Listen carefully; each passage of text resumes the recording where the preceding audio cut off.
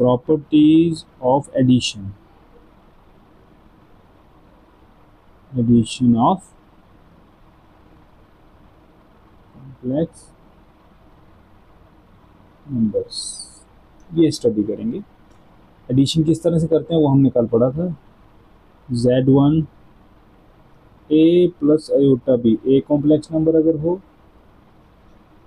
Z2 c plus iota d दूसरा complex number हो, तो इनकी एडिशन जो है Z1 प्लस Z2, और रियल पार्ट के साथ ऐड होगा plus iota, imaginary part imaginary, ये एडिशन थी, ये हमने कल लेक्चर 1 में पढ़ी थी। अब हम एडिशन की प्रॉपर्टीज पढ़ेंगे। तो पहली प्रॉपर्टी जो है वो है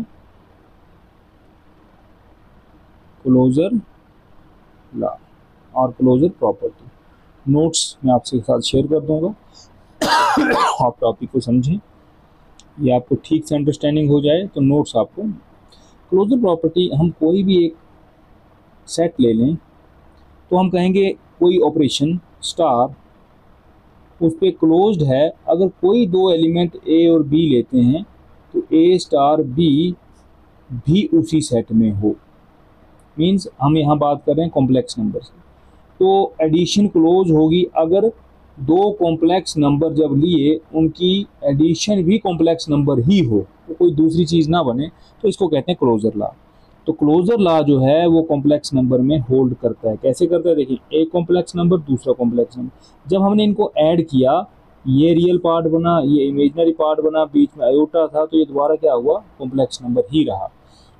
क्योंकि दो कॉम्प्लेक्स नंबर की एडिशन दोबारा कॉम्प्लेक्स नंबर ही है, इसलिए addition of complex number is closed under is closed property, या addition is closed under in complex numbers. और दूसरी तरह से हम बोल सकते हैं क्लोजर लॉ होल्ड्स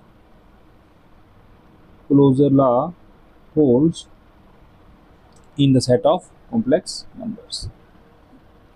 दूसरी प्रॉपर्टी पर आ जाते हैं हम। दूसरी प्रॉपर्टी है कम्यूटेटिव लॉ।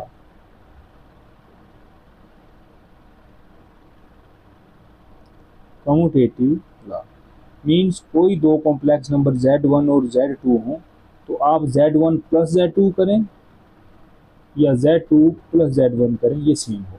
इसको कहते हैं कम्यूटेटिव लॉ, ये कॉम्प्लेक्स नंबर्स में होल्ड करता है। तीसरी प्रॉपर्टी आ गई एसोसिएटिव लॉ।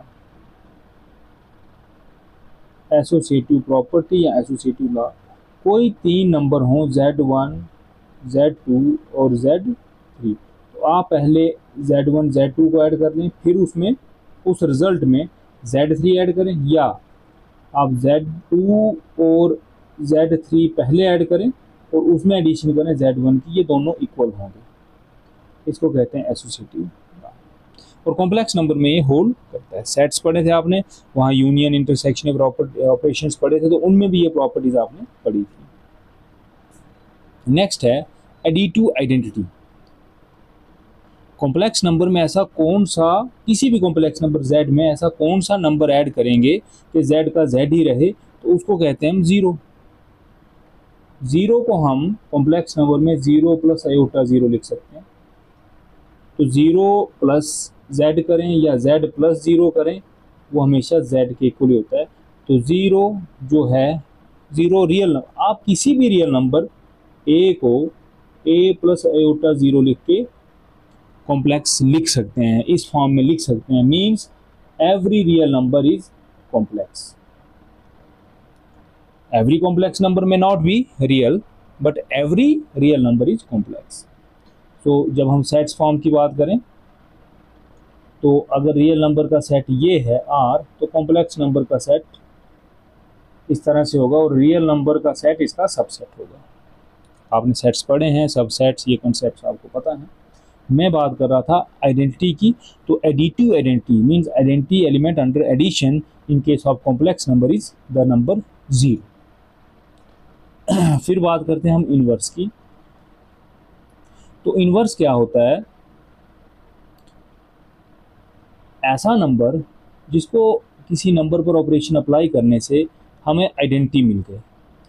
आइडेंटिटी मिल जाए मीन्स ज़ीरो मिल जाए। एडिशन में आइडेंटिटी अभी हमने देखी वो ज़ीरो थी, तो मीन्स कोई भी z है इसमें हम क्या ऐड करें कि हमें आइडेंटिटी मीन्स ज़ीरो मिल जाए। तो किसी भी complex number z is equal to a plus iota b के लिए इसका नेगेटिव होता है minus z minus a minus iota b, तो उसको हम माइनस z लिखते हैं। तो z प्लस माइनस z करेंगे आप तो देखें एडिशन कैसी होती है, इसको इसके साथ ऐड करना है ज़ीरो, इसको इसके साथ ऐड करना माइनस b के साथ, तो ये भी ज़ीरो, तो zero plus iota zero means zero बन जाएगा।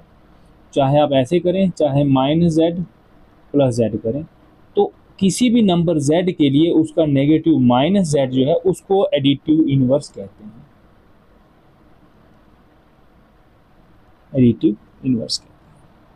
ठीक है, इसकी ज़्यादा डिटेल में जाने की ज़रूरत नहीं, प्रॉपर्टीज़ आपको पता होनी चाहिए। मैं नट शेल में आपको रिवाइज करके बता देता हूँ कि हमने एडिशन में जो 5 प्रॉपर्टीज़ पढ़ी वो कौन कौन सी। Closure law, closure law means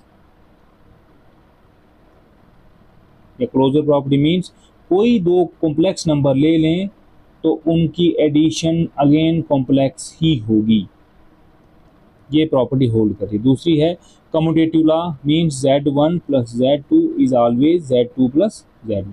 फिर तीसरा पड़ा associative law z1 plus z2 plus z3 is equal to z1 plus z2 plus z3 associative law.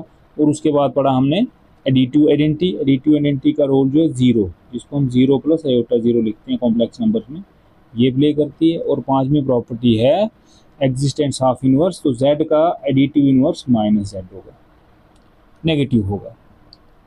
Next हम आ जाते हैं इसमें subtraction of two complex numbers या difference of two complex number. तो z1 माइनस z2 बिल्कुल simple होगा, आप इसको z1 प्लस माइनस z2 करके भी एडिशन की प्रॉपर्टी से लिख सकते हैं। जिस तरह से एडिशन है उसी तरह से सब्ट्रैक्शन है, पहले नंबर को आपने एज इट इज लेना, दूसरे का नेगेटिव लेना, उनकी एडिशन जो होगी उसको difference of two complex numbers कहते हैं। नेक्स्ट जो हमने प्रॉपर्टी पढ़नी है वो प्रॉपर्टी है ऑपरेशन, नेक्स्ट जो ऑपरेशन पढ़ना है वो है मल्टीप्लिकेशन ऑफ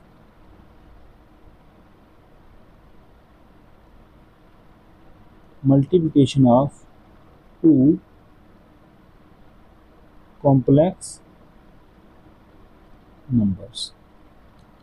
सपोज करें z1 a plus iota b एक कॉम्प्लेक्स नंबर है, z2 c plus iota d दूसरा कॉम्प्लेक्स नंबर है, तो उनका प्रोडक्ट या मल्टीप्लिकेशन ये इस तरह से आ जाएगा। देखें a प्लस, एडिशन बिल्कुल सिंपल होती है, सब्ट्रैक्शन भी बिल्कुल सिंपल है, रियल पार्ट रियल के साथ ऐड करते हैं और इमेजिनरी पार्ट इमेजिनरी के साथ। लेकिन यहाँ आपको जब आप इसको मल्टीप्लाई करेंगे सो डिस्ट्रीब्यूटिव ला के देखिए, पहले a को इसके साथ करेंगे तो ये जाएगा ac प्लस आयोटा ad, अब दूसरे से करें plus iota bc plus iota square bd, तो ये हो गया ac plus ad plus bc iota common और माइनस bd, क्यों? बिकॉज आयोटा स्क्वायर इज -1, तो जहाँ आयोटा स्क्वायर था उसकी जगह -1 आ गया। अब जिनमें आयोटा नहीं है वो एक तरफ करेंगे और जिनमें आयोटा है वो नंबर एक तरफ करेंगे, तो देखिए दोबारा एक कॉम्प्लेक्स नंबर ही बन गया and this is the product of two complex number. तो आपको इसको कोई क्रैमिंग करने की ज़रूरत नहीं है, आप प्रोडक्ट निकाल सकते हैं सिंपल, जैसे आप रियल नंबर्स के केस में बस उसी तरह से निकालना, आयोटा स्क्वायर जहाँ जहाँ आ जाए उसकी जगह पर आपने -1 लिखना है। रही बात प्रॉपर्टीज़ की, तो मल्टीप्लिकेशन की प्रॉपर्टीज़ वही 5 प्रॉपर्टीज़ हमने पढ़नी है। जैसे क्लोजर लॉ, तो यही क्लियर हो गया कि दो कॉम्प्लेक्स नंबर का प्रोडक्ट जो है वो अगेन क्या बनता है, कॉम्प्लेक्स नंबर। देखिए इसको मैं कैपिटल A लिख दूँ, इसको कैपिटल B लिख दूँ, तो ये द्वारा A, तो product of two complex number is again a complex number. तो क्लोजर प्रॉपर्टी जो है वो होल्ड करती है। तो पहली प्रॉपर्टी क्लोजर प्रॉपर्टी, तो मल्टीप्लिकेशन के केस में भी होल्ड करती है। दूसरी बात करते हैं कम्यूटेटिव लॉ की। सो z1 प्लस z2, ये भी z2 इंटू Z1 के इक्वल होता है। जैसे एडिशन कम्यूटेटिव थी कॉम्प्लेक्स नंबर्स में, वैसे ही कॉम्प्लेक्स नंबर्स में मल्टीप्लिकेशन या प्रोडक्ट भी कम्यूटेटिव है। एसोसिएटिव लॉ जो है वो भी जैसे एडिशन में था वैसे ही मल्टीप्लिकेशन में भी, आप ब्रैकेट्स पहले दो के साथ रखें या आखिरी दो के साथ रखें, प्रोडक्ट सेम आएगा। 3 नंबर्स का जब प्रोडक्ट लो। एडिशन में जिसको ऐड करने से कोई फ़र्क नहीं पड़ता था नंबर को, नंबर वही रहता था, वो था 0। तो 0 एडिटिव आइडेंटिटी। प्रोडक्ट में ऐसा कौन है? तो प्रोडक्ट में 1 है भाई, जिसको हम 1 प्लस आयोटा 0 लिख सकते हैं। इसको किसी भी नंबर से मल्टीप्लाई करें, किसी भी कॉम्प्लेक्स नंबर से, उस कॉम्प्लेक्स नंबर को कोई फ़र्क नहीं पड़ता है, इसलिए 1 को कहा जाता है मल्टीप्लिकेटिव आइडेंटिटी। और फिर मल्टीप्लिकेटिव इनवर्स। सो मल्टीप्लिकेटिव इनवर्स एडिटिव इनवर्स की तरह सिंपल नहीं है कि आपने सिंपली नेगेटिव ले लिया। किसी भी कॉम्प्लेक्स नंबर z का मल्टीप्लिकेटिव इनवर्स z इनवर्स लिखा जाता है, z की पावर -1, और बेसिकली रेसिप्रोकल 1/z होता है। लेकिन कैलकुलेट करें, कैसे करेंगे? सपोज करेंगे a plus iota b, z ये है, तो z इनवर्स किसके बराबर होगा? 1/a plus iota b। पर this is not the standard form of a complex number. Iota के प्रेजेंस से पता है कि ये कॉम्प्लेक्स नंबर, लेकिन स्टैंडर्ड फॉर्म हमेशा a प्लस आयोटा b ये होती है स्टैंडर्ड फॉर्म। उस फॉर्म में बनाने के लिए हम क्या करेंगे? इस नंबर को साइन चेंज करके मल्टीप्लाई भी करेंगे और डिवाइड भी करेंगे। तो ये गया a माइनस आयोटा b, और यहाँ हो गया a square minus iota b का होल स्क्वायर। तो ये हो गया a minus iota b upon a square minus iota square b square. तो आयोटा का स्क्वायर हम जानते हैं, आयोटा का स्क्वायर होता है -1, तो माइनस माइनस प्लस 1। सो z इनवर्स किसके इक्वल आया? ये हो गया a upon a square plus b square minus iota b upon a square plus b square. तो आप ध्यान देंगे तो पता चलेगा कि a प्लस आयोटा b का additive inverse -z minus a minus iota b बिल्कुल सिंपल था। लेकिन जब हम मल्टीप्लिकेटिव इनवर्स की बात करते हैं तो number a plus iota b हो तो उसका इनवर्स जो है a upon a square plus b square minus iota b upon a square plus b square. Next कुछ प्रॉपर्टीज़ और हैं, ऑपरेशंस मेन हो गए, उनकी प्रॉपर्टीज़ मल्टीप्लिकेटिव इनवर्स तक हमने पढ़ी। लेकिन एक प्रॉपर्टी, अब एडिशन भी पढ़ ली और मल्टीप्लिकेशन भी पढ़ ली, तो एक प्रॉपर्टी और ऐड हो जाती है, वो है डिस्ट्रीब्यूटिव लॉ। डिस्ट्रीब्यूटिव लॉ का मतलब है कि मल्टीप्लिकेशन जो है वो एडिशन पे डिस्ट्रीब्यूट हो जाती है, लाइक दिस z, जिसको आप कॉमन निकालना बोलते हो ना। ऑर्डिनरी आप 10th क्लास तक जो आप मल्टीप्लिकेशन पढ़ते रहे, तो z1 z2 प्लस z1 चाहे उस साइड से भी करें, डजेंट मैटर, मीन्स ऐसे भी हो सकता है z1 प्लस z2, और मल्टीप्लिकेशन इस साइड से z3 को लेफ्ट राइट साइड से, तो ये भी z1 z3 प्लस z2, इसको आप कॉमन निकालना कहते थे। वो प्रॉपर्टी कॉम्प्लेक्स नंबर के केस में भी होल्ड करती है, ठीक है। तो अब थ्योरेटिकल पार्ट जो कॉम्प्लेक्स नंबर्स का था वो ऑलमोस्ट इतना ही है। अब हम इसकी एक्सरसाइज करेंगे, पावर्स ऑफ आयोटा, ये हमारा नेक्स्ट टॉपिक रहेगा। वीडियो अपलोड करना थोड़ा लेंथी हो जाता है, अगर वीडियो की लेंथ ज़्यादा हो तो इस वीडियो को यहीं क्लोज करते हैं। तीसरा वीडियो जो मैं इस टॉपिक पे डालूंगा उसमें हम पढ़ेंगे पावर्स ऑफ आयोटा, और एक्सरसाइज जो है वो स्टार्ट करेंगे। इसके नोट्स में अभी अपलोड कर दूंगा, आप ध्यान से नोट्स पढ़ें और नोट्स बना लें।